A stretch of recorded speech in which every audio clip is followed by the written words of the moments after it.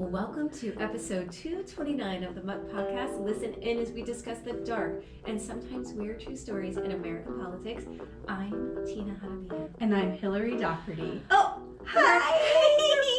We're back. I was setting up this morning. I'm like, this is so exciting. It's exciting when we haven't seen each other. I know. Although, here's some advice if you're on a podcast with somebody. Don't go out the night before you're going to record when you haven't recorded in 2 weeks. Because every time something came up, I go, no, let's talk about it on the podcast. No, don't talk about it. I don't want to tell you anything. We got to wait till the podcast. Yes. And here we are. Here we are finally. So we went away. You went to Texas for something very exciting. Yes, I did. Yeah. My son was in a tournament, and it was exciting. They For played soccer. For soccer. They played people, different states. We played amazing. Kids from Tennessee. This is because they won Alabama. Florida. They won in Florida, which is they're insane. State champions. It's crazy. Yeah, it is pretty crazy. Amazing. But it was really good. It's just fun to see your kid. Oh my God. Yeah. It's fun to see the kids do their thing. I was thinking about this morning about my son being on the stage that night, that when you guys were there, and how watching him up on a stage performing, how it makes me feel to see him like, ooh, I'm gonna start crying. So I imagine it's very similar to seeing your son, like, who you took care of as a baby is now like saving goals, saving. It's crazy. I think the thing that's like wild. the coolest is like the jumping in the air, how high. And he's so tall. He gets in the air. Yeah, it's amazing. It's incredible. It is crazy. And then, I cry. So they lost at the end of this tournament, and I just started to cry because they're all crying. I was crying. It's so emotional. They're so invested, and they were so excited. And they work hard. And let me tell you how cute they all were. Was the night before we left for the trip, and my son's like, we got to go out and get a tracksuit. And I was like, what? And he goes, well, because all the boys are like, they have their own like chats going, and they're like, well, real soccer teams, they wear the tracksuit. On real the soccer teams. You are a real soccer team. Yeah. So I said, well, what kind? And they all had Adidas. So we got Adidas. So they all were there with their t-shirt. I want to see a picture of him the Adidas tracksuit. Oh my God, that's adorable. But all of them just how cute is that? I fucking love every second of this. It was the cutest. But they all organized it themselves. Yeah.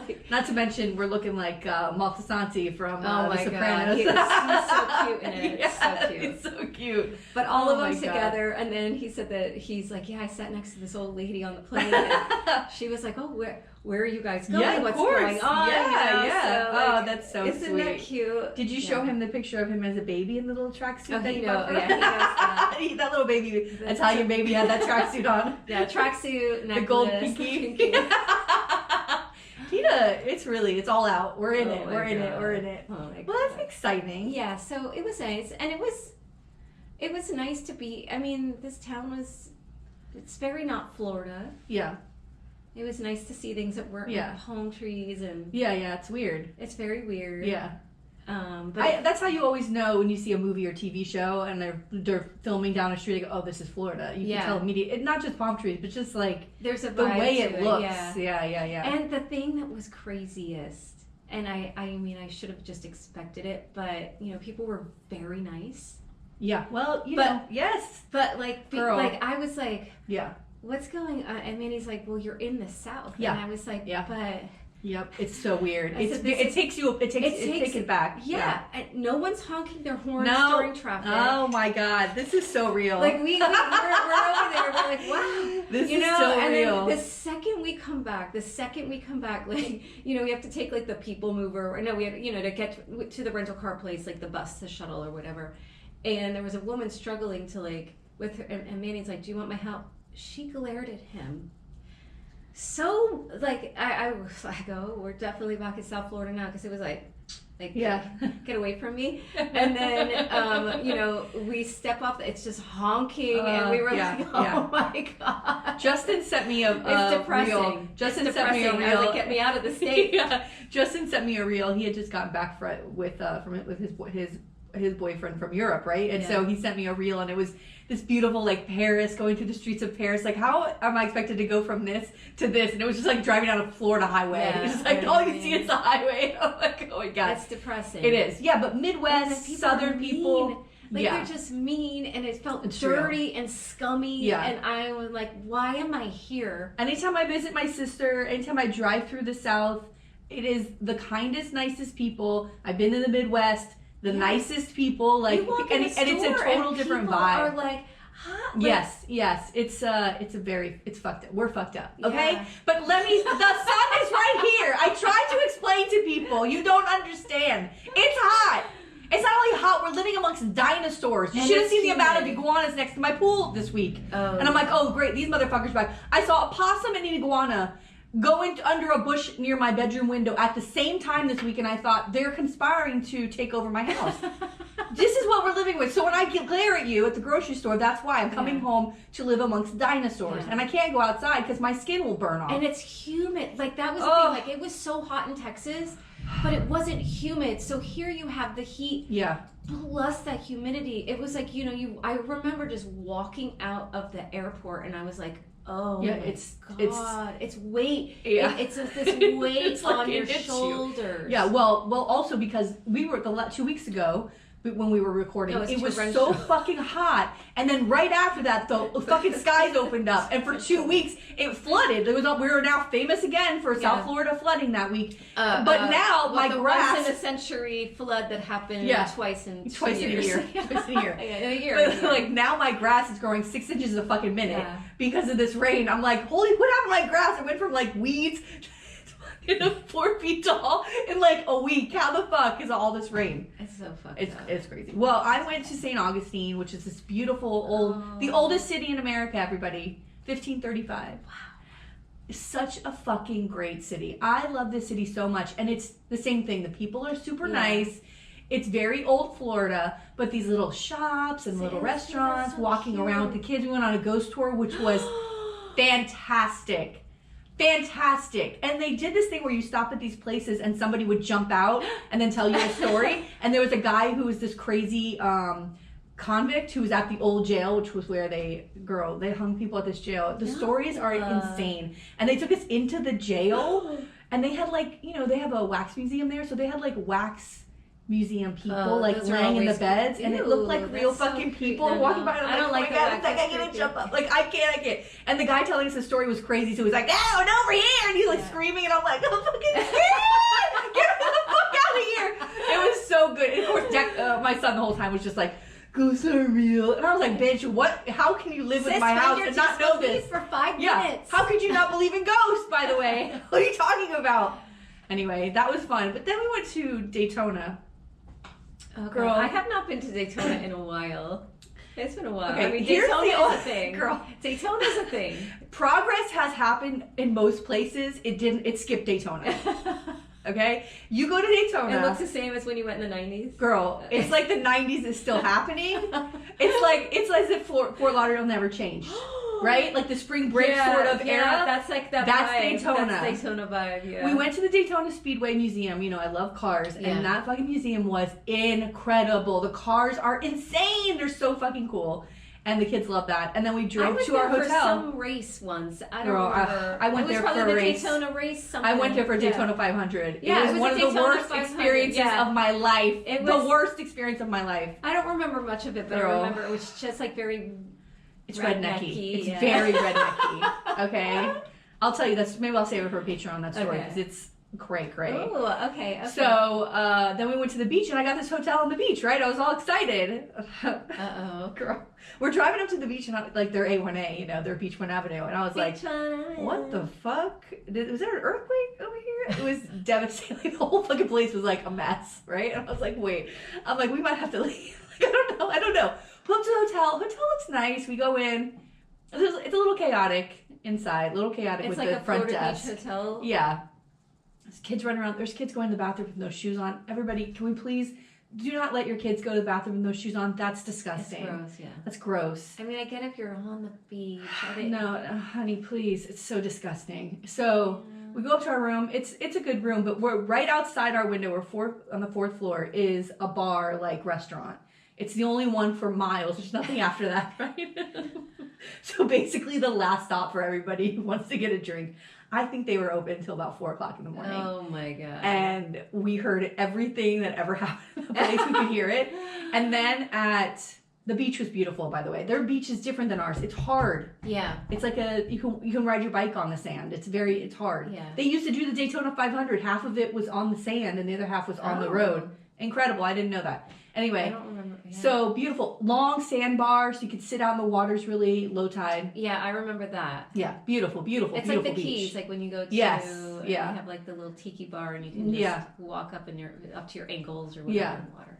So then at like 2 o'clock in the morning, we had to leave that area to go eat. I'm like, there's nothing, we cannot, because they're still doing the drag, like you drive on the drag, right? Like the road. So and the other thing is that the kids have big trucks that are lifted, like children, and they're vaping, teenagers, and they're yelling, and like the road goes like this. It's just like when we were kids, yo. Remember you used to ride down A1A and like look at people? Yeah. They're doing that, and they're yelling at girls, and they're like, hey baby, and they're smoking their vape. I was like, we gotta get out of here. I can't exist here. So we went into town, like away from the water to go eat, which was great. And then when we came back, we went to sleep, 2 o'clock in the morning, I hear banging on my door, which immediately I'm just like, oh fuck, what's happening? What's going on? I hear lots of noise. I'm like, the kids are like, what's going on? I'm like, no, just stay still. Don't say anything, right? And then I hear banging next door. I don't know what the fuck. It was these horrible kids. Oh, they're ding-dong ditching. They were staying at the room next to us, but they were just banging on all these doors as if they didn't know that was their room or something. No. So only because I've done trips with my son. Yeah, no, well... And they do these ding-dong ditches in the hotel. But I know, I understand. Like, that's what I thought it was, but I went out into the hallway because I fucking had it. And I went out there, I'm like, what's going on? And there was these 4 idiots, like early 20s, drunk. And they're like, oh, this is our room, but our friends won't let us in. And I said, is it your room? Because this isn't working. Whatever you're doing here is clearly not working. And they go, yeah, it is. I go, then go downstairs and get another key because there's other people who are sleeping here. Like, get the fuck out of here, right? And they go, oh, that's a good idea. Our friend's such a dick. And they're staring at me. And I'm like, yeah, cool. Go get a fucking key. They leave. It was quiet for maybe 5 minutes. They come back up. They're banging on the door again. I was like, that's it. I called the security. I was like, you have to come up here because these kids are out of their fucking minds. And it was quiet the rest of the night, but I had to make sure our doors were locked. I was scared. Now I'm scared. Yeah, now you got crazy college kids. Yeah. These idiots. Girl, all I know is Daytona. No. I did. If you ever miss Fort Lauderdale in the 80s. 1980s, where the boys are. Go up to Daytona. I know, where the boys are was like the 50s. Yeah, no, go to Daytona. It has skipped. Whatever time change whatever happened, it skipped, went right over Daytona. Oh, that's kind of cool. Yeah, and then we went to the Buc-ees. We went to the 2 Buc-ees. Fucking great. We met Buc-ee in St. Augustine. Girl, we had the best time. That sounds so fun. It's so much fun. So much fun. Buc-ees. I told you I saw a Buc-ee's shirt. Yeah. When I was in Texas, and I got so excited. I was like, that's where Hillary is. I tried so hard to get, I'm tagging Buc-ees in all the reels that I made. I'm like, please, I want them to share. They don't fucking share anything. So is Buc-ee's only Florida, or is it in Texas? Texas? No, it's Texas. That's where it started. Oh. Did you see any in Texas? No, I only saw this lady in a Buc-ee's shirt, and I got so excited about it, and I was like, oh, maybe she's from Florida. Like, No. Buc-ee's is Texas, and then went all through the South, and it's just now coming to Florida. Yeah. Okay. But it's mostly Texas. Oh, well, who the hell knew? Yeah. Well, I told you, sort of in this, I felt like it was a little bougie part of Texas. Mm-hmm. You know? Yeah. Like, well, there were some fancy places. I was like, oh. I can't go in this store. Well, let's talk about what has been happening in the last couple weeks. Oh, God. Where do you want to start? I don't know, girl. Well, local? First of all, next week, or this week, the week that this is coming out, there's a presidential debate. I can't wait which for I'm not going to be watching. You're not? I'll watch I'm clips. watching it. I know, my mother said the same. I'll watch clips. I can't, I'm concerned about Biden, and so I can't watch it because I'll be upset. You know what I mean? Like, I can't. So I'll watch the clips, but I can't watch it in real time. It's too scary. I have to. Ugh. How do you think he's going to do? I think Biden will do fine. I think he'll be fine. I think he'll be okay. I'm worried about him being railroaded. I am worried about like constant interruptions. Yeah.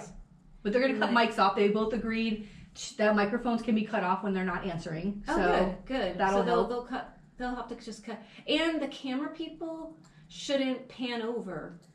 Yeah. If the mic is cut off on the other person, just stay on the one person talking. You know what I mean? Yeah. Like, because that's, I don't know. I still think they give too much fucking airtime to this jerk. I know. He's got too much attention. But he's weird. Like, he's off the rails with the stuff that he's talking about. None of it makes sense. I know. None of it makes sense. It's weird. Well, John Oliver did a whole thing about Project 2025. Did you watch that? It's like a 20-minute clip. You can find it on YouTube, but it's all about Project 2025 and everything that he's planning on doing, or his goons that are around him, the plan that they're going to give him to outlined. Do. It's not a secret. No. So, and also there's no coming back from this. There's no coming back from a second term of Donald Trump. No. Not good. Like we can't. Oh my God, I can't even think about it. But he's already starting with, that the election's going to be stolen. We already know. Right. We know what he says. Yeah, it's so crazy because these supporters are like, yes, the election's going to be stolen, and then if he wins, okay, well then those are the right results. Like, it doesn't make sense. Either it's stolen or it's not stolen. Like, it's either they're cheating or they're not cheating. You can't say they're cheating, and then something happens for you. Oh, they're not cheating. Like, it doesn't make any sense. He does this every time. He said 2016 was rigged, and then he won. He said 2020 was rigged, and then he lost. So, like, it doesn't matter. He really just doesn't like elections. Because he doesn't like to put it to chance. He's trying to set it up that he's not a loser even if he loses. That's his thing. He can never own that he loses something. His personality, his ego will not allow that. So he's got to set it up that it's rigged against him in case he loses. Yeah. So he doesn't feel so bad about the fact that nobody wanted him to be president again. And so the same thing. I'm very pessimistic about all of it. My mom has faith. She believes Biden will win. We need I hope so many changes. We need, to get rid of the Electoral College and just do popular vote. We need to change the way that we have representation in, the Congress and our Senate, because, you have like states like Wisconsin or something that has the same representation as a state like California, and it's not equal. It's not fair. Yeah. Those people are not being represented. You know what I mean? Like that. Why does this one state have more weight over all of these other people? Like, it's not like when that was first created, they couldn't imagine that California would be as massive as it is to, you know what I mean? And population density wise, whatever. Like, and so I feel like with progress, you have to reevaluate and look at those things. And there are so many people that are not being represented. It's not right. Right. And they don't want to change it because they know if they change it, then it might not benefit them, right? I can't. I'm sick of what all else of it. do you have? The IVF. We talked about that. Did we talk about that? That they voted against. Okay, yeah. Girl. It's only been a week and I've been sick. So, all right, you're God excused. help me. You're excused. So, Citizens is a state-run insurance company here in Florida, homeowners insurance, and they exist because there were so many homeowners in Florida that couldn't get policies in the private market, whether it be State Farm or Progressive, whatever, these insurance companies that are here. And so Citizens had to be created to be a public option, and they call it the option of last resort, right? And right now they have over 1 million policies, which is too many. But houses like mine, that's older than 1980, a lot of these insurance companies won't take these older homes, and so my wind insurance, my hurricane insurance is through Citizens. So every year that the board at Citizens tries to raise their rates, and they have a lot of money, hundreds and hundreds of millions of dollars in their coffers in case solid for claims. Aren't they like the most solid out of all the insurance companies? But they have too many policies, right. and mostly because if there's a storm that crosses the entire state and every single person on there files a claim, they might not be able to pay out. So that's a problem. And so the way that they want it, they attempt to every year to kick off a lot of people off of their insurance, and it forces these homeowners to go find an insurance policy with a private insurer. Right. And if they can't find one that's at the same price or lower, it has to be within 20% of the one they have with Citizens, then Citizens will take them back. Well, their board, once again this year, just voted to ask to increase insurance by 14%. 14% for the year. For that to me is insane. Holders. It's a lot of money. That's insane. For me, that would be an extra $200 a year for my insurance. Yeah. Because I only have the one policy with them. Yeah. That's crazy. And it's a lot. And there are people that just can't afford it. And there are people who choose now not to have insurance, and they're going to be screwed. So it has to go in front of the state regulators. And last year they asked for the same thing, and they told them no. So hopefully the same thing will happen this year, because there has to be a point where we draw a line. Now, again, there's many factors into the reason why these things are happening, and forcing people to go out and find insurance. It's either when you escrow, which means your interest, your interest for your mortgage and your insurance and your taxes, all of that is inside your mortgage payment, and they automatically raise your mortgage payment if your insurance goes up, if your taxes go up every year. So once that goes up and you can't pay your mortgage, you start to figure out, what can I do? You either have to lose your house because you can't pay for your mortgage, or you cancel. If you don't have a loan, you can cancel your hurricane insurance if you don't have a bank note.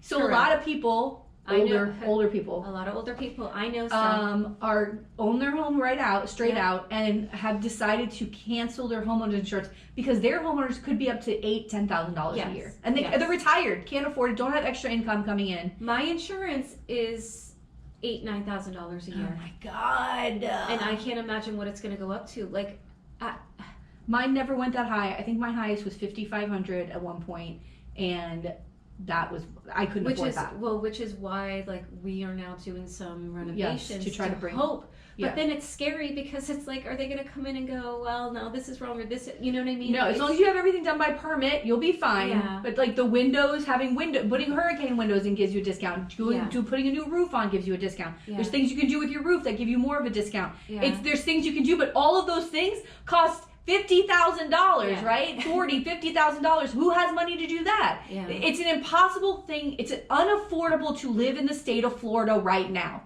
If you are middle working class, poor, or just retired, you're a kid. No, there's no more buying houses. People cannot afford to even buy houses. They can't even afford to rent. You have people who are coming out of college who are getting their first jobs, and I'm sure everybody knows your first jobs are not the most highest paying jobs, right? Because God forbid, they yell at people for wanting more money, but it's like, we have to start from the bottom. But starting from the bottom in a state like Florida now, you can't live anywhere. And to have to be someone who is, and I had roommates, and I loved having roommates, in my 20s, like, okay, but as you get older and you start hitting, your 30s, you might want to just live on your own. You don't want to have a roommate all the time, that's not going to happen. And to say that people have to either like live at home with their parents, or have 4 freaking roommates just so that you'd be able to live, and you're like moving into like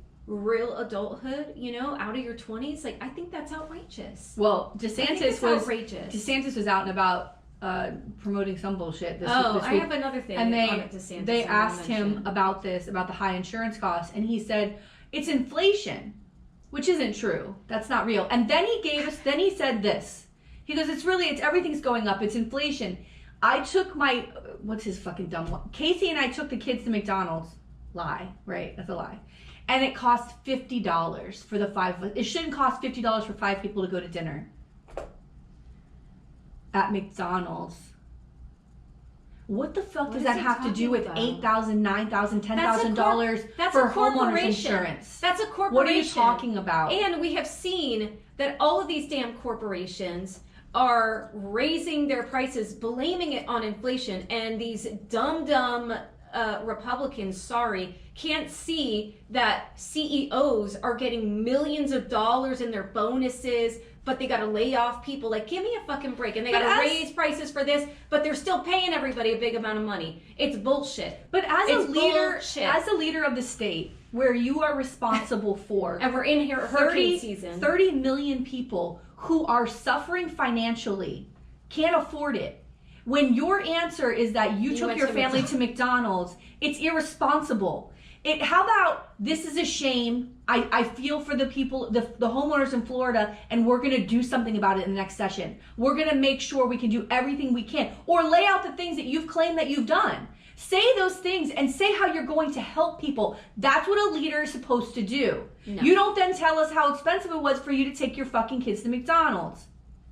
The people who are suffering from this, they don't get to go out to eat. They're saving every single penny, dime, nickel. They're getting second jobs, third jobs to keep a roof over their heads. They don't know McDonald's. No. What are you talking about? It's just so irresponsible as a leader to do that. The other thing that he did was the vetoing of the arts programs. Oh my and God. I know, like, some people might think, oh, who gives a fuck? No, well, it's a big deal. This is such a big deal because this guy is such an idiot. Because what brings people in to communities, right? They want to go see a show, they want to go see theater, they want to go to a museum, right? When people come to a touristy area, they want to go do attractions and shit like that. I think I read in the Sun Sentinel that it's going to cost Broward like $30 million. Mm-hmm. Just our county. $30 million in revenue.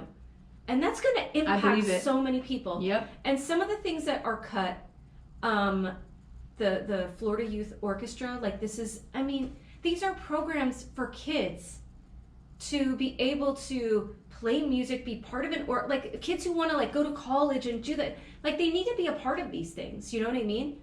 The orchestra, Art Serve, I'm not going to read everything. Bonnet House. Wow. Fucking love the Bonnet House. Who doesn't love the Bonnet House? The Broward Performing Arts Foundation. All of the cities, I mean, just looking at it, like cities are losing $70,000, $80,000 in funding. The Museum of Discovery and Science, the universities, the Stonewall Library, $42,000. Yeah. The Film Society, the Children's Theater, the different courses. By the way, those are jobs. By the way, those are also salaries. Those are also salaries. Like so $42,000 could be $42,000 at the Stonewall Museum could be an executive director's salary. Yeah. Like you're talking about people are going to be laid off. Yes. Because this money goes to fund employees to work for these programs. By the way, $42,000 may not sound like great for a salary, but for someone who's working in that program and does that work, it's important. Right.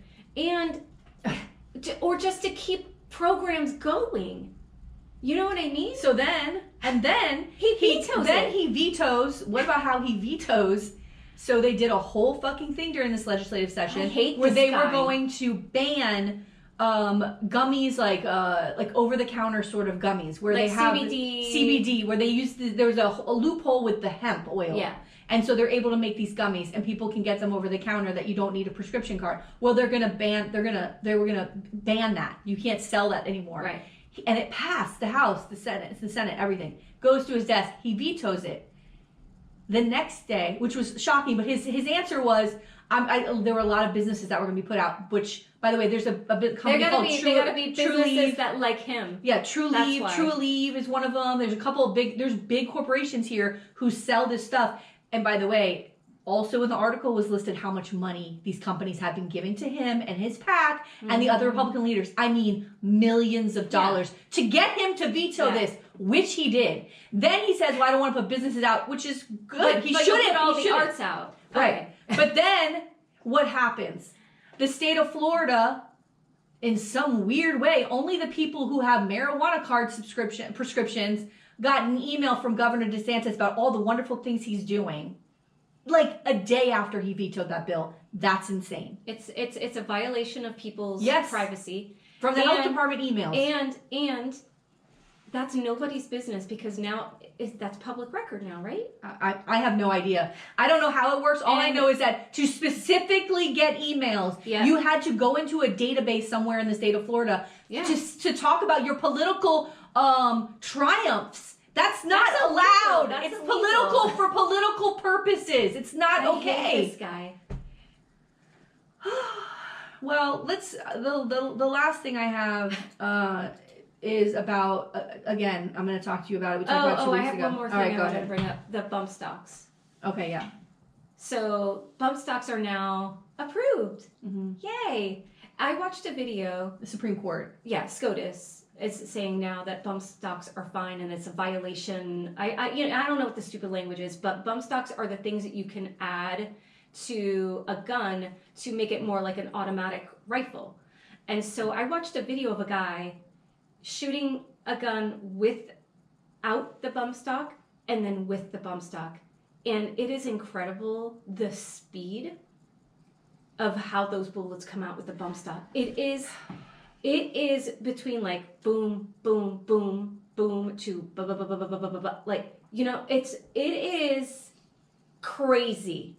It is crazy that these same people that are like, we have to stop abortion and protect life, but hey, have some bump stocks on your guns. Like, it doesn't make any sense to me. They don't care about people. It doesn't make any sense to me. I am just sick. I'm sick of it all. Well, but here's the reason.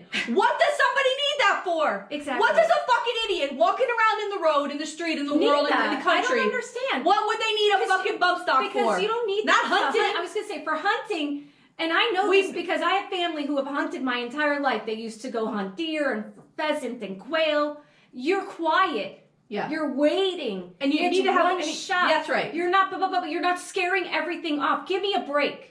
No, it is to kill. We know what that. We know who uses that. It's these people who either couldn't get in the military or were in the military now. That's just like their whole persona. Like I'm sick of it. Sick of it. We know who uses it. It's for mass shootings. Yeah. It's for mass killing. It's outrageous. And then these crazy preppers are gonna have all this shit. You can look at the chart from when they had a ban on assault weapons. Yeah. They had that ban, and then it was lifted under Bush. And it's like, boop, boop, boop, and you see the mass shooting start. Yeah. Now bump stocks is going to be the new one. That'll be the new mass shooting. Yeah. Well, great. I can tell you what I hope for, but I'd probably get arrested. So anyway, let's talk about the Broward County School Board and that piece of shit, Peter Licata. You're a major piece of shit.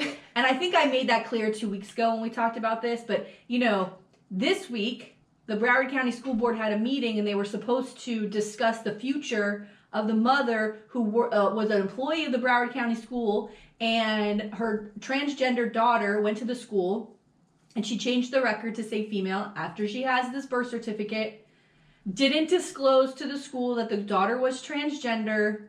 It's nobody's business, but of course it breaks this law. Well, she went to the school board this week because they were supposed to discuss her future of is she going to have a job or not. It was supposed to be discussed. But of course nobody told her that it was no longer on the agenda. So she decided to speak anyway because she's been waiting for 6 months for some idea of what she's supposed to be doing. Because when all this happened, that piece of shit, no good, shit heel, Peter Licata, removed everybody from their jobs and put them in different places. She was the secretarial sort of tech person at the they sent her to a school where now she's doing janitor work. Yeah. She was cleaning toilets for 6 months. They basically begging for answers, waiting for someone to tell her what's happening with the investigation. Her daughter's now at home doing online school because she can't go back to the school.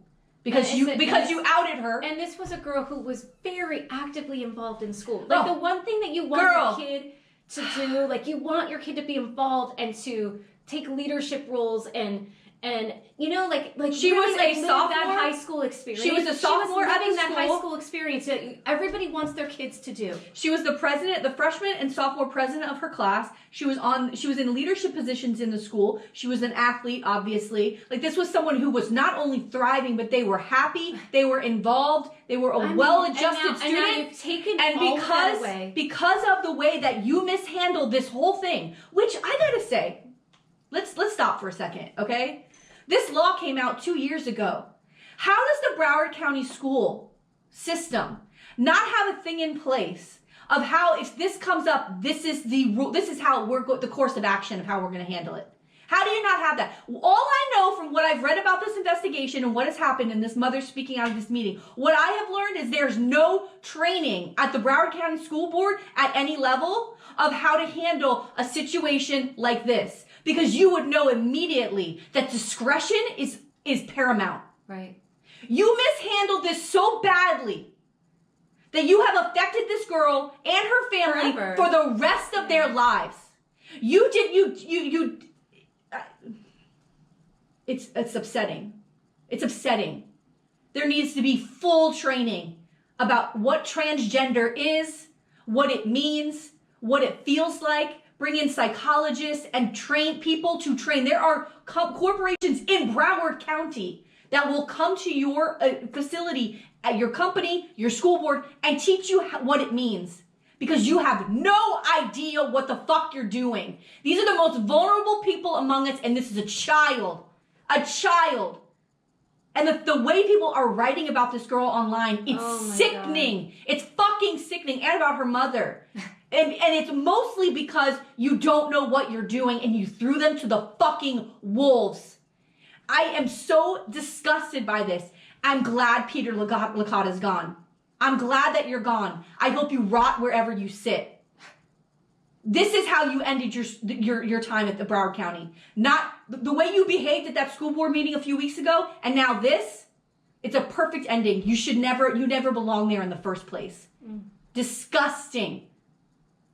The investigation report refers to this girl as it. The dehumanizing of this child is going to go down as one of the worst things that ever happened in Broward County schools. And from this, I hope you learn a lesson, but I know that you won't. Because at this investigation, the people who did the investigation recommended that all of these teachers get put back in place. They were unaware of what was happening, the principal, blah, blah, blah. But they recommended that the mother get suspended for 10 days and then get her job back. Right. But Mr. Asshole himself, Peter Licata, I hope it's very clear how I feel about you. I hope you really understand. I mean, I didn't think anybody could not knock Chip LaMarca off the top of my shit list, but you're up there now. He recommended that she get fired. This is when he was still the superintendent. And Mr. Hepburn, the new superintendent, also thinks that she should be fired. He's going to recommend she also get fired because she broke this law. I don't know what you're worried about. Put up the 10-day suspension. It'll pass the school board. It will pass. She should not be fired.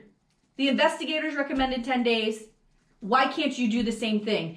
Especially due to the fact of how badly you mishandled this entire thing. You owe this family. This woman's going to lose her job. And also the way this investigation was only supposed to take 30 days. It went on for 6 months because you don't know what you're doing. What is the policy? What's the course of action for when something like this happens? You don't have any. You lied about who told you that it was a anonymous source. It was a fucking fellow school board member who apparently didn't want to be held accountable for what he did. God knows why. And then you see online in the way that you mishandled everything on there. No, it is disgraceful. It's a fucking disgrace. And I think they're going to talk about it maybe at the next meeting. But nobody from the school and system reached out to her and said, here's what's happening with the investigation. The way she learned about things was through the Sun Sentinel articles. Oh my God. Nobody else said, here's what happened with the investigation. Here's where we are with the investigation. We might need a few more weeks. Nobody said anything to her ever. As far as like who was doing the investigating. Nobody said anything to her. It's fucked up. It should be swift. Swift. You know? You're talking about a girl who's now sitting at home alone doing schoolwork, who is thriving at her school, and you blew it. It's terrible. It's terrible. I really hope that the Broward County School Board is, you know, it's going to be challenging. Not to mention that Broward County should be a beacon of hope for LGBTQ families and students. We are the bluest fucking county in the state of Florida. If we don't understand, and the largest LGBTQ community, if we don't understand how to help and protect transgender students, we have a major problem in this state. And I know that the laws are repressive and awful, and we have to work inside of these awful laws that Republicans are bringing down from the state. I get it. And she broke the law, and she has to be held accountable for her actions. But firing seems like it's a little extensive. It's too much. So I hope you all can get that together and seriously get training of what it means to be transgender and what is involved in that. Because you have failed on epic levels here. This family and this student, who every student should fucking matter. And this student did not. I hope they sue. Yeah, they should sue. I had one more little thing that I forgot was, because you mentioned Chip LaMarca, was his wife. Who just got appointed to the Board of Trustees at Broward College. Broward College. I gotta tell you. I don't know what her experience is. By the way, I was gonna say the same thing. What's her experience? Her experience is she blows Chip LaMarca. Yeah. And God knows she earns a fucking $1 million doing that every fucking time. Yeah, I think that she's just like in charge of like something in Chip LaMarca's company. No, please which stop. Probably isn't real, but that bitch. She you know she's in charge of making sure her hair looks nice and getting to the club every day. Yeah. You know, this is what happens when you got to throw somebody a bone. Yeah. You know, it's gross. Well, what does she do? What's her experience? Has she ever been a professor? Has she ever worked at a college before? Does she have a college degree? Do you know what I'm saying? She has an AA, which is fine. Well, that's what I have. I have an AA. I certainly know that I don't belong in a fucking Broward College board. I don't know board of trustees. Yeah, I don't know Girl. what she has the AAN, but well, you know. She has a bachelor's degree in being married to a fucking midget. I know. I mean, she should have a diploma on trying to find that little midget's penis every day. Oh my God, girl. You know what? You deserve all the jobs. Believe me, we've all seen it. You deserve it. They gotta find ways to make money. He's gonna be out of a job soon. He's only got 2 years after this election, which he'll win. So, like, they need to find other income. What is this man gonna do? Oh God, I don't even want to think about what he's gonna do. Honestly. But honestly, let's think about her sitting at the table with other like academics, right? Isn't everybody on that board like? I don't know. I think so. You know, I think Board so. of Trustees is different. It could be, you know, I always feel like it's like a bunch of rich business dudes. You know what I mean? No, that's what she is. She's a rich business dude. Yeah. Ugh. Today, we're going overseas. We're going. I need to go England, over to get me my out love. of here. Get me the hell out of America. Let's go. We're going over to the jolly old England. We're going across the pond. We're going across the pond. And we're going to talk about former member of Parliament John Stonehouse. Well, I like the name. A little intrigue, little fun, little Florida connection. Okay. Ooh! That's perfect. I love it. Okay, so John Thompson Stonehouse was born July 20th, 1925 in Southampton, and he joined the Labour Party at the age of 16. So Labour Party is like Dems, you know, they work for the working people. Yeah. Stonehouse was educated at Taunton School, Southampton, and served as a Royal Air Force pilot from 1944 to 1946. He then attended the London School of Economics, where he read for an economics degree. I guess that means studied for you. During this time at the London School of Economics, he was a chairman of both the Chess Club and the Labour Society. I love it. Nerd. I love it, yeah. Political science, the political scientist Bernard Crick, who was a contemporary of Stonehouse at university, said that his nickname was Lord John, and that his conversation was openly and relentlessly about how to get a parliamentary seat. Oh. So this motherfucker knew what he wanted. He had the eye on the prize. Yeah. He married Barbara Jones Smith in 1948, and they had 2 daughters, Jane and Julia, and a son, Matthew.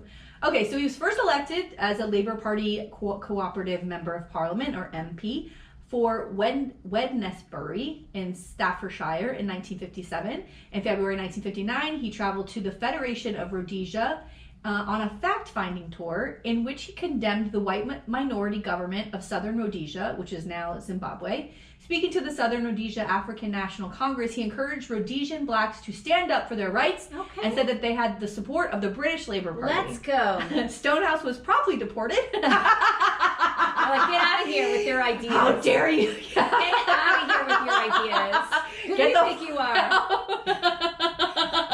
Promptly deported from Southern Rhodesia and banned from returning for a year for another year. God. In March 1968, Stonehouse negotiated an agreement providing a framework for the long-term development of technology cooperation between Britain and Czechoslovakia, providing for the exchange of specialists and information, facilities for study and research and technology, and other forms of industrial cooperation.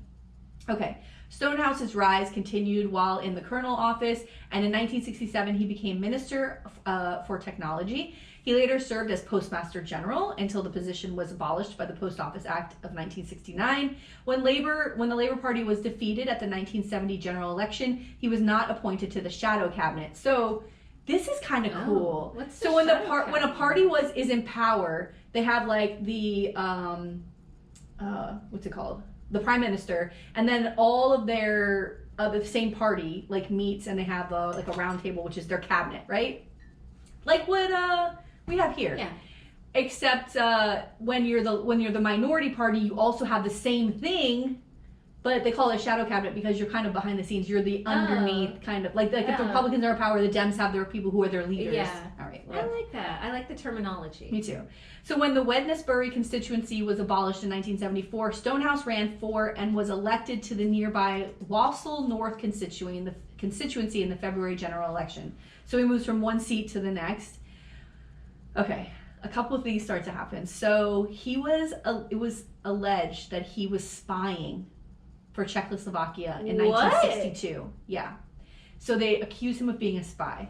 And in a meeting with Harold Wilson... That's crazy. Yeah. In a meeting with Harold Wilson in 1969, Stonehouse was informed of his assertions that he was a Czechoslovakian Secret Service agent. And the informant who was telling on him was a defector from the Czechoslovak Secret Service who had been debriefed by the U.S. security services. So somebody caught this guy. He started spilling, and he's like, by the way, there's like a canary. Yeah, there's an MP who's like a spy.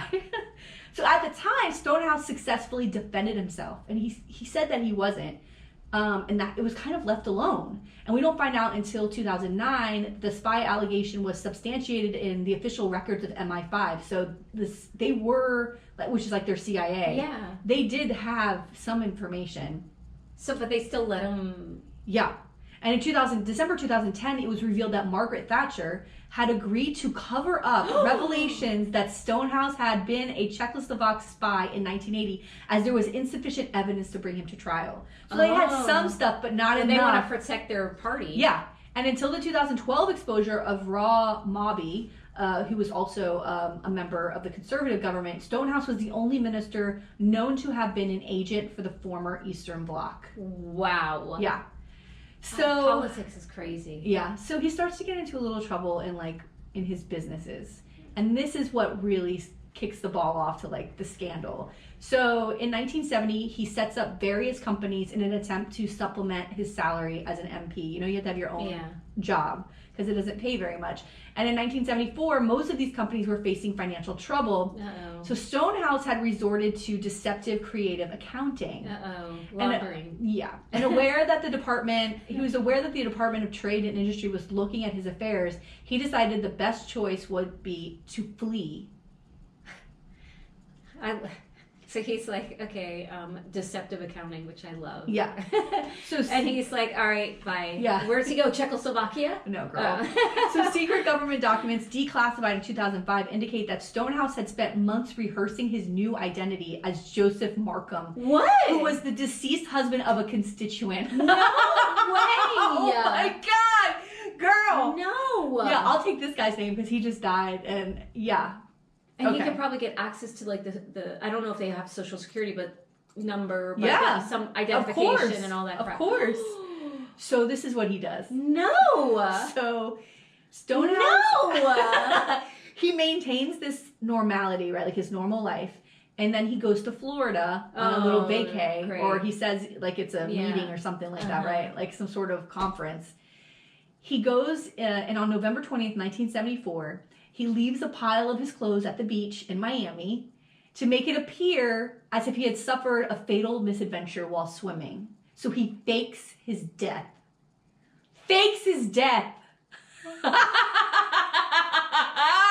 They're like, he Girl. either went for a swim or he killed himself. Yeah. Right? Those are the two things. And by the way, just pay your fucking bills. How about you just pay your bills? Like, I don't get, like, okay, you're underwater now. Like, it's like literally. the awakening, right? He's walking in and it's all over. Yeah. Oh, come on. So he, of course, was presumed dead, and obituaries were published in British newspapers, despite there was he has no a family. corpse. He has a wife and children. Yes. Oh, did they know? Girl. Oh! Oh, wait, that he was doing... Yeah. No, they think he's fucking dead! His family thinks Yes! he's dead too? Yes! That was the whole thing! Everybody thought he was dead. Oh And so- my god, but- that's terrible. Yeah, in reality, Stonehouse was en route to Australia, some 9,000 miles away, hoping to set up a new life with his mistress and secretary, Sheila Buckley. So did they notice, well, wow, Buckley's gone? No, girl, no. Nobody noticed anything. Oh, because they're like, oh, he's dead, so then they assume, well, she doesn't have a job anymore. Who knows? Who knows? Sheila Buckley. It's just a little... Sheila Buckley's the perfect name for, like, this girl's gonna fuck somebody up. When did somebody go, wow, where's Sheila? No, girl, So-and-so please. died and now Sheila's gone? Girl, Like, their whole life was secret. You know, like, maybe nobody knew they were having an affair. yeah, but this guy, the guy dies and his secretary is, like, vanished. I have no idea. I don't know. I'm curious. Using false identities, Stonehouse set about transferring large sums of money between banks as a further means of covering up his tracks. And under the name Clive Muldoon, This is the guy's name he stole. this is a different name. Oh. He stole the name Markham? Something Oh, Markham? yeah, Markham. Joe Markham. Joseph Markham, yeah. Yeah. So under the name Clive Muldoon, he deposited $21,500 in cash at the Bank of New Zealand. And the teller who handled the money later spotted Muldoon at the Bank of New South Wales, like another bank. Oh. So he was like, what's going on? Because, okay, there's another British, like, high-level aristocrat that goes missing at the same time. And people are looking for this guy, which is a whole other story. And because he, like, killed the babysitter or something. And he disappears and he's never seen again. And so people were, like, keeping an eye out for that guy. And this guy thought, maybe it's this guy. I think it's, like, Langan or something. Wow. And, like, they think it's him. So he's like, that's weird. Why is he going? He was just at my bank. Why is he at this bank? Maybe he's this missing person. And so he goes and inquires with the teller. And he learns that the money that this person, the guy just gave, was under the name Joseph Markham, and he's like, oh, something's fucked up, and he calls the police. No! Wow. And by the way, can I say something else? If this guy 5 Yeah, minutes had never went seen by it. and Yeah. had never seen him. Yeah, and History also would that's be why different. we're like this all the time. Yeah. This guy, we didn't have phones then. We're guy's paying looking. attention. Yeah, he was looking around. I gotta tell you, I want to be off my phone so goddamn bad. Oh, girl, please. I'm we can be putting- catching fucking fake people. Yeah.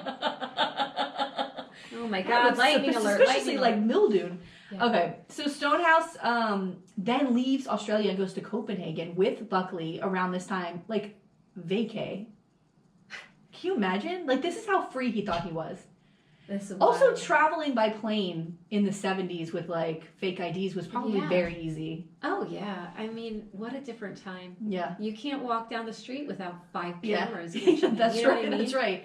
Like, So that's how they catch all that Yeah. triangulation, right? Yeah. It's like, here's a camera, here's a camera, here's a camera. And those British TV shows with the CCTV, like all Yeah. that, they catch you on everything. They catch you on everything. So Stonehouse visited Copenhagen. He comes back to Australia, and he's unaware that now he's under surveillance, and the cops are watching him.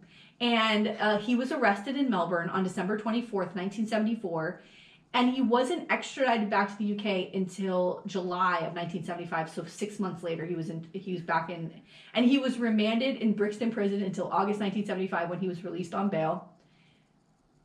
He never resigned his seat because they thought he died, so he continued to serve as an MP. You're kidding me. I'm not kidding you. Like, surprise, I'm back from the dead. Where's his family? Girl. Oh, no. No. I think the wife at this point was like, bye. Yeah, I mean... I I how don't even devastating for know. these children, too. They think They their think father's their dad's dead. dead. He's a piece of shit. And that's That's gotta be magical pussy, by the way. Magical vagina. Maybe. Girl, you fake your death for your kids? He's not faking his death for Oh, her. 'cause he's saving his faking- head. He's saving his neck. He doesn't want to go to jail. Anytime I can say magical vagina, I'm here. On October 20th, 1975, he made a personal statement to the House of Commons stating his reasons for his disappearance, his first parliamentary oration since his disappearance almost a year earlier. Now, it's a little long, but it's the craziest shit I've ever fucking heard. Listen to him with his excuses. They were probably like that.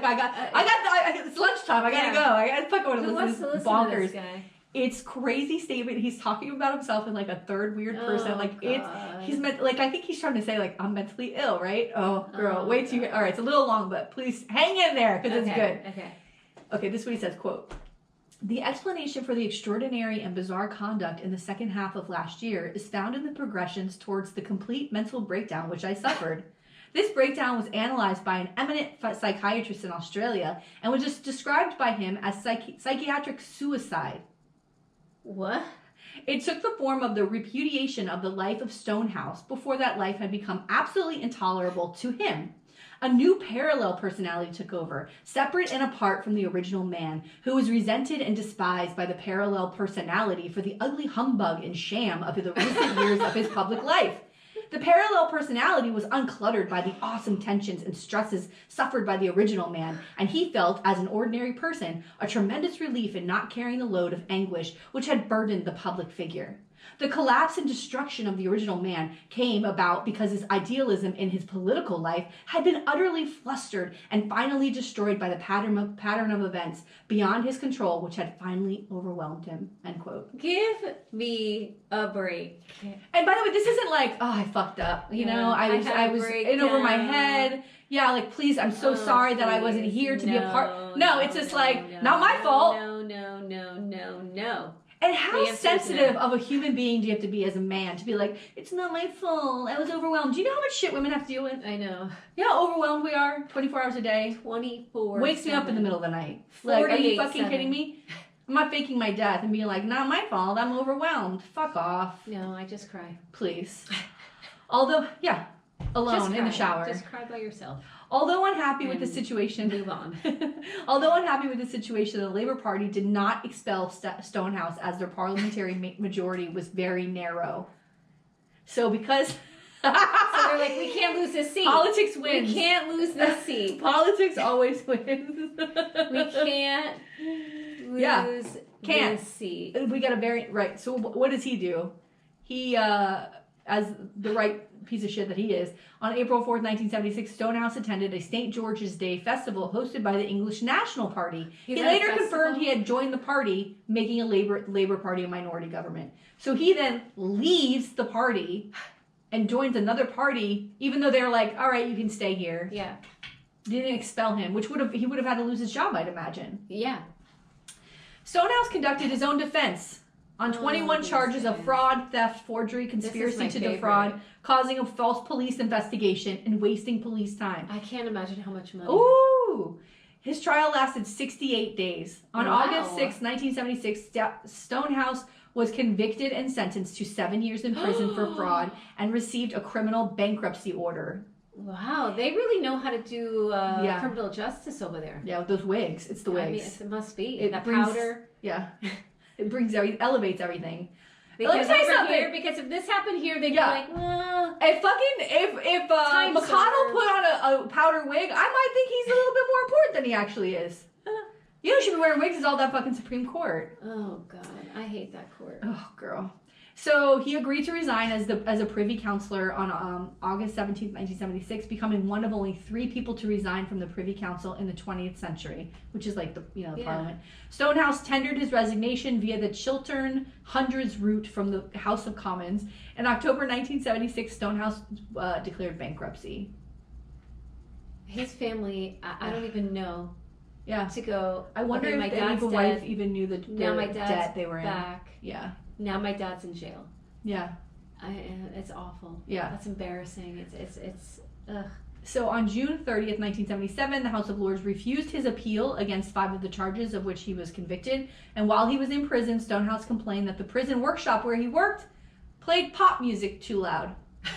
You're in jail, man. You should be happy there's any music at all. Yeah. I want to hear some pop music. British pop. 80s? Wait, was it 80? Late 70s? 1970? Oh my god, it'd be so fucking That'd good. be fun. Little ABBA. Yeah. For your nerves. Come on. What's going on? So after he was released, he served his time. In January 1980, Stonehouse was a volunteer fundraiser for the East London-based charity Community Links. Who's putting no him one's their embarrassed. money? Nobody's embarrassed. But who's putting him in any position with money? Girl, nobody's ever embarrassed of shit. That's what we went out last night. We were drinking with Alfredo and Justin, and that's what I said. That's the problem. Somebody did something I forgot what we were talking about, but I'm like, that's the problem. Nobody's embarrassed anymore. Right. Nobody's embarrassed by their stupidity, by their racism, by their and nothing. They're not embarrassed at all, and that's a problem. Yes. Your parents should have embarrassed you the first second you say something, and then you know not that you never say stuff like that. Yeah. Like people should be publicly fucking embarrassed, but they're not. They're revered. Yep. All right. God damn it. But this guy's out. Now he's out about. He's having a good time. He's around money again. He joined the Social Democratic Party, which later joined the Liberal Party to become the Liberal Democrats. In June 1980, he was discharged from bankruptcy, so maybe I guess he's all good now. He can get his credit scores back up. Yeah. Stonehouse wrote 3 novels and made numerous television and radio appearances during the rest of his life, mostly in connection, of course, with his discussing his disappearance. You mean when he ran away and faked his death? What did he do? He probably did like some espionage novels. No doubt. Meanwhile, we're still 29 years from anybody finding out that he was actually a spy. Oh, I would love to know if he wrote spy novels. Wouldn't that be funny? Yeah. And then 20 years later, they're like, it's like OJ. If I did it. This is all of what he did. Like the OJ. If I did it. In June 1980. This man did it. Yeah, he did it. Guilty. Guilty. Jesus. Oh, God. Talk about someone who's never embarrassed. I mean, my God. In June 1986, he appeared on TVS's show called Regrets. And in December that year on the BBC Radio 4 interview program In the Psychiatrist Chair with Anthony Clare. He's like all over the fucking place. He's all over the fucking place. In his psychiatrist chair. Oh my God. He should have went in the psychiatrist chair well before all this shit happened, and maybe he wouldn't, Psychiatric suicide. That's what what an insane thing. Yeah. After their divorce in 1978, so the wife was like, I'm out. When he comes back from, that's when he landed back in England. She's like, oh, your plane, like the plane's landing. She's probably like, she's at the bottom of the stairs with the sign with the pen. Oh my God. Sign the divorce right here. I gotta get out of this. God, though, imagine though, like if she like got a settlement and all this shit, and she's like, okay, like my life's a little better now that he's gone, and now he's back. Yeah, and he's broke. And he's broke, and he was with some chick, and he's going to jail. Oh. So after the divorce in 1978, Stonehouse marries his mistress, Sheila Buckley, in Hampshire on January 31st, 1981. Buckley, what are you doing? So then he goes to jail, by the way, right? So he's in jail for 7 years. So they're married. And she's waiting for him? In December 1982, their son, James Wilson John, was born. So they had a baby. So they had the what do you call it? Conjugal visit? Hot. I don't know. I gotta see this guy to determine that. He's like a 70s. No, he's not bad. Oh, a 70s British guy? Yeah. Like an Austin Powers? Girl. The spy who shagged me. He's a spy. He's a spy. I don't know. I rewatched Austin Powers recently with my kids. I'm like, it's really funny, and I'm watching it with this is really inappropriate. The guy. Like, he's disgusting. Yeah. He's fucking disgusting in it. Like, he's not charming. I don't know what the fuck's going on. It's so funny. When he's backing up in that hallway and he's trying to turn the thing around. It just kept going back to him, and he kept doing the same thing, and I was peeing in my pants laughing. I'm like, all right. What did we used to always say? Oh, that's not my bag. That's not my bag, That's baby. not my bag, baby. And I'm Randy. I'm Randy, baby. So funny. Mike Myers fucking killed it. There was a time when Mike Myers fucking had it. Every fucking movie. He did. Every movie was so good. What was the one where he was like the big Irish dude? Remember he was like the big Irish That dude? was in that movie. That's another one of the Austin Powers movies. I forget what the guy's name was. But then like Wayne's World was amazing. Girl, we should do Wayne's World for Halloween. Oh my god! We're fucking Wayne's World. We'll do it. Okay. Stonehouse's daughter Julia published an account of her father's story in 2021 entitled John Stonehouse, My Father, The True Story of the Runaway MP. Oh my It was released almost simultaneously with a book called Stonehouse, Cabinet Minister, Fraudster, and Spy by criminal defense solicitor Julian Hayes, who is Stonehouse's great nephew. Oh wow! So, and I think the daughter also has like a podcast where she talks about Good for all her. these different stories. And She stuff may about as her well dad. benefit because obviously this guy did nothing for her, Yeah. Ooh. right? I don't know. Maybe they were closer later on. I don't know. Okay, on March 25th, 1988, Stonehouse collapsed on set during an edition of Central Weekend in Birmingham during the filming of a program about missing people. Oh, He can't stay off TV! He can't stay off TV! On missing people, so he's like, let Yeah, me tell you about the time I disappeared. Yeah. Nobody took me. Here's how, I took myself. yeah. Here's how you do it. I kidnapped myself. Yeah. You want to know how to go missing? Yeah. Let me give you Start a fucking your blueprint. secretary. Lose all your family's money. Get on a plane with this bitch. Go to Miami. Leave your crumpled pile of clothes on the beach. Which, by the way, I gotta tell you, when I was in Daytona, there's this amazing unwritten rule in society that you can leave your shit on the beach. Yeah. And it's fine. That's fucking crazy to me. Because I I kept looking back at the bag, and my daughter was like, "What's the big deal?" I mean, first of all, No, I'm like, someone's gonna my rip phone it. is in Yeah, there. someone's gonna rip But it. like, there's I don't this trust thing. nobody. I don't either. I'm constantly looking, but like, people are very free with leaving their shit on a beach, and so I wonder how long. What else are you gonna do? Yeah. You have no choice. But like, what else were these? How long was those crumpled pile of clothes sitting on a Miami beach in 1970? Before somebody realized. Someone was like, "How long has this been here?" Maybe because if there was no blanket and it was folded in the shoes, Maybe that like if it was on the shoreline and I walked past it, I would go, "Oh shit, somebody killed themselves." Yeah. I would think that someone committed suicide. Right. That's how I would read it. I wouldn't read it as like an accident. I go, "Oh, yeah, this guy walked into." He's the not ocean. coming back. Yeah, he's not coming back. Meanwhile, he's going to go see some kangaroos. Yeah. All right, so he collapsed on the set, and he was given emergency medical treatment at the studio, and an ambulance was called in. He was diagnosed as having suffered a minor heart attack and kept in the city's general hospital overnight. Just under 3 weeks later, early on April 14th, he suffered a massive heart attack at his house, and his life could not be saved. He died at 2:30 in the morning. April 14th, 1988. Wow. And that's the story. And of course, Love it. 20 years later, all this other stuff comes out that he actually was a spy. Incredible. I love it. Incredible. That's a great story. Great, right? A great story. We went out of the United States. It doesn't matter. Sometimes you got to do that. Listen, And I thought actually other they good came stories. to the U.S., so it counts. It counts. That's what I'm saying. Counts. That's what I thought. I thought the same thing. Yeah. Tina, Who cares? Tina might yell at me about this, but. So the last thing I want to talk about, because we were going to talk about it last night, but you finally watched Fallen Idols, the Nick and Aaron Carter documentary on HBO. Everybody needs to go watch it. It's fucking crazy. It's crazy, I gotta girl. say, I feel really, really horrible for this Aaron Carter. Ooh! This Aaron Carter had no chance. No chance. And He I had gotta no tell chance. you, I didn't know anything about him before this. I didn't know anything about Aaron Carter. I didn't realize that he was, from when he was like 8 years old, had an album. Yeah, no. They just, like, the fact that, I mean, from the perspective of this documentary, that the parents take this kid and they just see him as a little bag of money, and the fact that when they have the compound and the keys and they each have their own house. My God. Like that there's no structure, there's no supervision, and I get it, like you have all this money, but they're still kids, and kids need structure. Kids need to know, like, you shouldn't be drinking and doing, like, I get it, like, but they're young.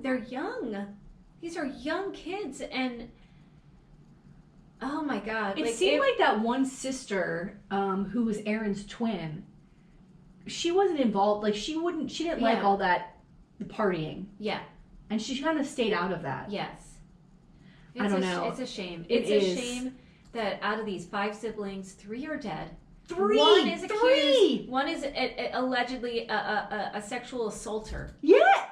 Girl, what about the girl with the autism? Oh my God! It's so fucking insane, and every one of these stories are the same. They are the same. That's what I said. It's the same MO. He's doing the same pattern of it's the same thing. He's doing the same exact thing to all of them. Like, they all have the same story. It's not like that their accounts are different. Like, oh, he did this, he did. It's like, first he did this, then and it's exactly the same. It's fucked up. And then the fact that this poor Aaron comes out and is like, I support these women, and the attacks, like, that YouTuber. What the fuck is that guy about? That YouTuber, I mean, isn't there a law, like, to sit there and send people to someone's address? No, it's not. And then good. that crazy Holly Golightly, or whatever her name is, sending people to this woman's house? No. I don't think... By the way, legal and now? also, can I say something else? Is that legal?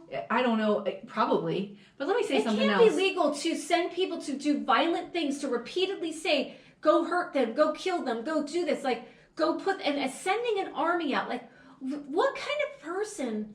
I mean, I'm scared to even say anything, like, because I'm like, I don't know. But let me say something. Let me say something else. I, as someone who's a fan of music and like devoted, maybe a little obsessed with certain people. Yeah.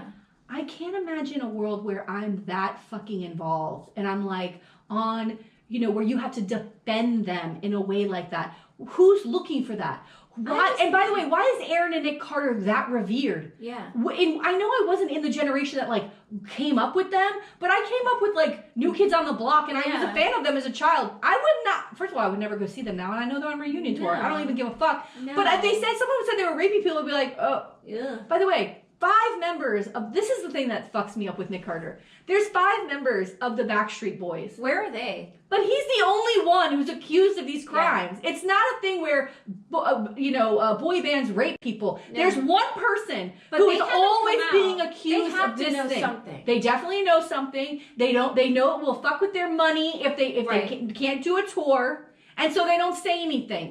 But they have said that when the first allegations came out, they're like, oh no, this is not. But how can you continue to say that when it's time and time again and the same fucking story? The same MO, man. He's fucked up. That's fucked up. I saw those Backstreet Boys once, like not at a show. I was in Venezuela, and at some like I guess well-known restaurant, and when we were pulling in, it was just like the streets. There were all these people, and we were like pulling into this like underground, and I'm like, what the hell's going on? And then we get inside, and they were having dinner in the restaurant. Oh my god. Yeah. I only remember seeing that one with like the mustache, like the older with AJ. the dark hair. That one. now I know all the Backstreet Boys. God damn it! It was all security. Yeah. And I was like, but it was like 2000. It was like early 2000s, like when they were at the height of Here's why. This is why they're going to come after us. Their music's not even good. No, I mean it's catchy, but like you had to choose between Backstreet and NSYNC, like NSYNC. First of all, I by the way, Justin Timberlake, girl. I mean, funny. It's so fucking funny to me. Karma, man. Karma's a bitch. How do you not call people to come pick you up? How do you not get an Uber? Get an Uber. And Alfredo said, I can't wait till I'm so rich that I can get drunk and there's a driver waiting outside. I said, you don't have to be rich. You just have that Uber on your phone. Yeah. What is this? It's not right. Why are you...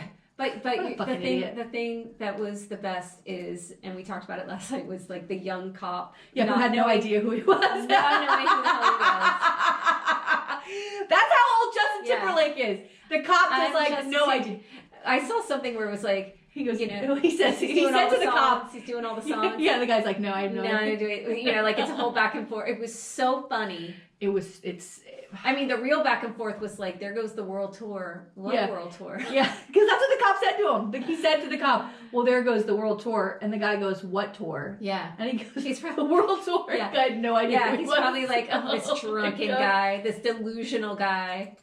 But now imagine like that cop for the rest of his life is like, dude, I pulled over a rock star once. And knocked him down a peg. God. That's a pretty cool story. Yeah. He's got a good story to tell. I mean, Justin Timberlake is not, and by the way, there was a video out now, today's 6/22. There was a video out last night that he performed at a show like yesterday or the night before or something. He's straight up, allegedly looks like he's on coke. I mean, his eyes, girl, I gotta show you these videos. What is wrong with him? He looks fucked up. He's like this. No. Doesn't blink. Does not blink. No. Girl, it's a sweaty. Where's his wife? What does she have to say? See, And this they is have where those I think kids. this. Yeah. See, remember when Justin Timberlake a couple years ago was caught with pictures that he was in a movie in New Orleans filming a movie, and he was with his co-star out, and they were holding hands, and she was like sitting next to him, and there was this whole thing, and he'd be like, "Oh, I disrespected my wife." I think from there it's been going downhill. I don't for Justin remember Timberlake. that at all. Yeah. He's not good. Cry me a river. Yeah, the way he disrespected Britney after everything she went through, never tried to help her. I saw another video where it's this guy. someone who was like impersonating Britney, and it was like Britney Spears finding out about the DUI, and she's doing just those spinning things. dancing. So good. But the lady was so funny 'cause she's dancing and her wig falls off. Like, what's up with these motherfuckers? Oh, They're going through a hard time. Yeah. They're going through a hard time. Well, I feel bad. I mean, same thing. Like, you know, Britney.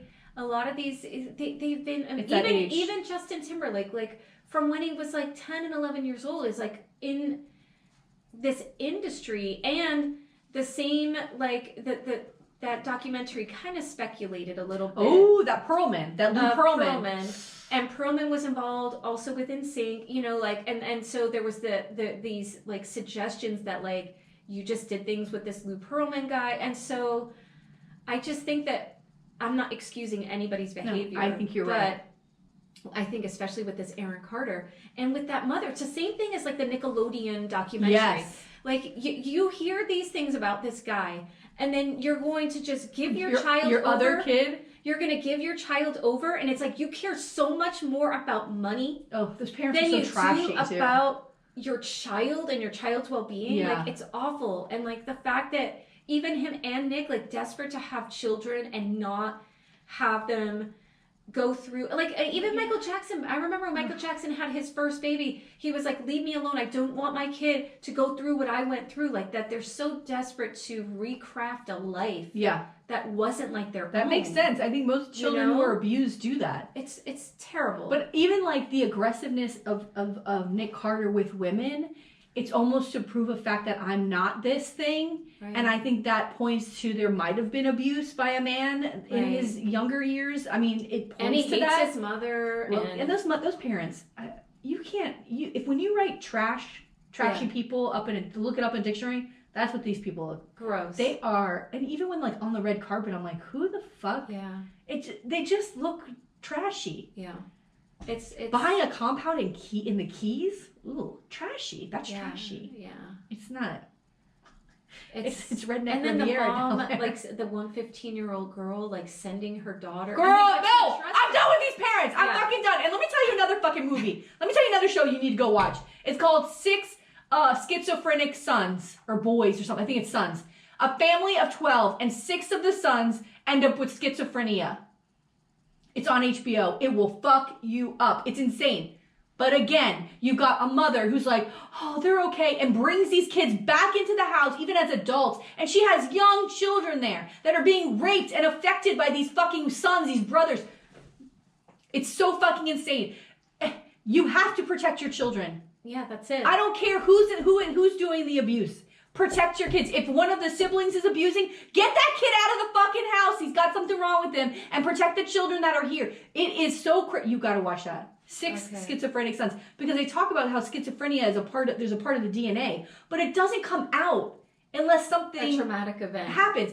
These kids were so violent, and they witnessed violence constantly. Yeah, from what I understand with the schizophrenia, that there has to be like a large emotional some kind of break that happens maybe between like 15 and like 25. Yes, yep. Is like the window, and not everyone, as you know, there could be 2 people who are facing the same sort of emotional break, a death of a parent or something, you know, traumatizing like that, and one person will work through that, and then if someone has the tendency or the gene or whatever, like then it pushes. They studied these guys, and they all have that gene, and it was weird because it would be like the first 2 brothers, and then the 3rd brother it didn't happen to. Then it happened to the 4th brother, it didn't happen to these brothers. Then it happened. It was crazy, and they had this gene. They were violent, constantly fighting and violence, like physical violence, and they also had a mother, super Catholic, who had no sympathy and no empathy and never helped them. So they all were, even all the ones that are in this documentary and talking about what they witnessed with their brothers, you couldn't go to the mother and say, so-and-so just punched me in the head, or this is happening to me, she'd be like, go work it out with amongst yourselves. So there was no safe space for them. Oh, no. It was a recipe for disaster. A recipe for disaster. No. And I am so tired of these documentaries where the parents are not watching or paying attention to their children. Like, shame on you as parents. That's so fucking insane. And with the celebrity piece, like, it's like they're so desperate. Yeah. And is it like, do they want their child to be famous, or do they want to be like, my child is famous? Yeah. Do you know what I mean? Yeah. Like, it's more about what their wants and desires are, and it's just. But like, even with the Carters, it was taking the money these children were making. I mean, he sued his mother for like hundreds of thousands of dollars. The same with for that taking this Macaulay money. Culkin. All these parents, and because the parents took it so they could live off of it. There's no, because they're not working. No. You know, and then they wanted to behave as children and do whatever they wanted, and allowed the freedom for these children when they needed that structure, they needed that discipline, and didn't feel cared for. They didn't feel cared for. You know what I mean? Yeah. Nobody cared for them. Ugh, it's terrible, terrible. You lose 3 kids. Oh my God. And then the mom's crazy. She's just like, it's this blaming everything on this Nick Carter. Like, it's Nick's fault. Everything's Nick's fault. I hope nobody speaks to that woman. She doesn't deserve it. All right, well, anyway. That's our show for this week. Welcome back, baby. Woo! All right, bye. Bye.